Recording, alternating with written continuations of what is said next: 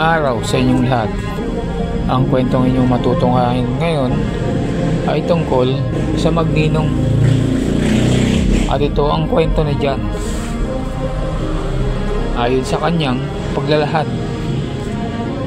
Ako si John, 40 years old, single at isang dating OFW. Naisipan ko nang bumalik ng Pilipinas nang magsimula ang pandemic. Halos 12 years din akong nanirahan sa ibang bansa. Sa pagbalik ko sa Pilipinas, hindi ko inaasahan na magiging makulay ang dati kong boring na buhay. Sa pagbalik ko sa Pilipinas, nanirahan ako sa isang exclusive subdivision at di ko inaasahan na muli kong makakasama ang aking kababata na si Ernel. Si Ernel ay may magandang pamilya. Galing sa mayamang angkan at may magandang asawa na si Chel. At ang napakaganda nitong anak na inaanak ko na rin na si Cathy. Dahil sa pagtangkang pagkidnap kay Cathy nung bata pa siya, napagdesisyonan ni Ernel na mag-homeschool si Cathy at hindi na siya palabasin ng bahay. Kaawa-awa ang aking inaanak dahil kahit dalaga na ay wala pa din siyang muwang sa mundo. Isang araw habang naglilinis ako ng garden, tinawag ako ni Ernel.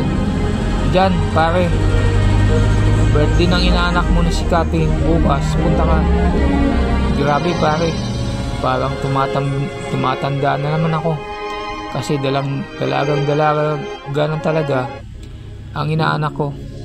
Sinabi mo pape, dalaga na nga si Cathy. Pero ayoko pa din ma-expose sa labas.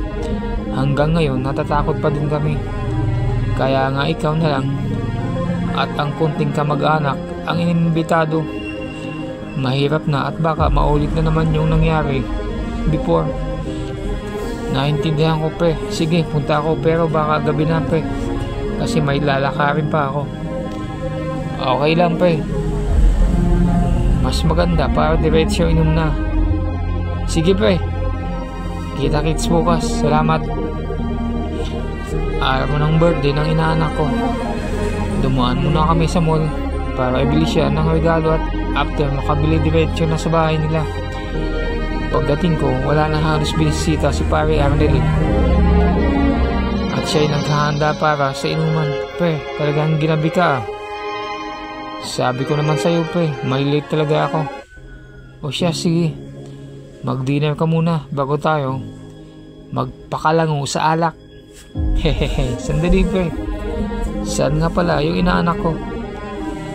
Ibinigay ko yung regalo ko sa kanya.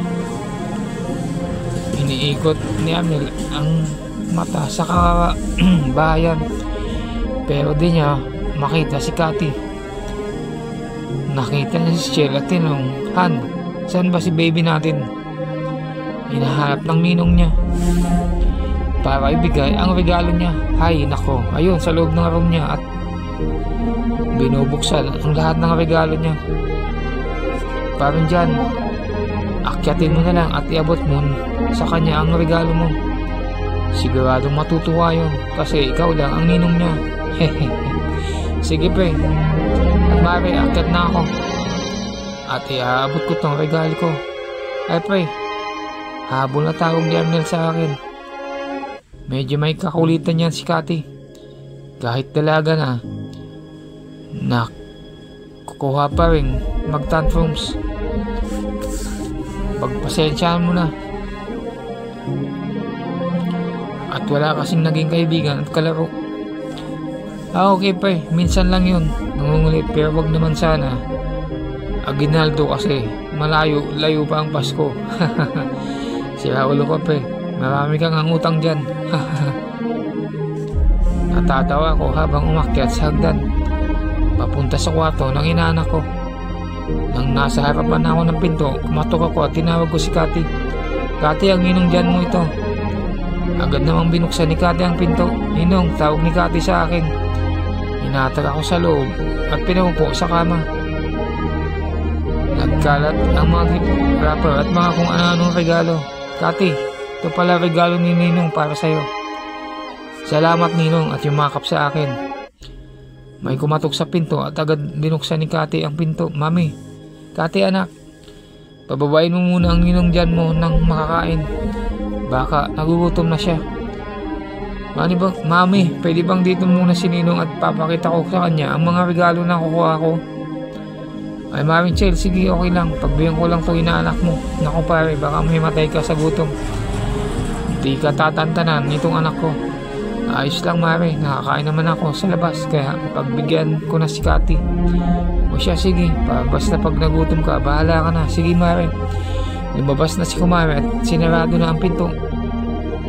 Ninong, tingnan mo ang daming regalo. Oo nga, tingnan mo to Ninong. At bigla na lang kumandong si Kati sa akin habang pinapakita ang mga regalo na nakuha niya. Habang nakakandong si Kati, ramdam na ramdam ko ang lambot ng kanyang puwet tumatama sa aking harapan. Patuloy lamang akong nakikinig kay Kati at wala sa sarili kong hinihimas-himas ang kanyang balakang. Dahil sa likod ni Kati, maya't maya niyang nasasagi ang aking harapan at unti-unti na akong tinatablan. Unting-unting nabubuhay ang aking bogli, kaya't dahan-dahan kong inilipat ang aking kamay sa kanyang sikmura. Pasimple ko siyang hinatak para maupuan niya ang aking harapan. Hanggang dito na lang muna ang ating kwento. Kung nagustuhan nyo ang kwento sa araw na to, ay huwag kalimutan mag-comment, like at subscribe upang updated kayo sa mga susunod pang mga video. Hanggang sa muli, maraming salamat.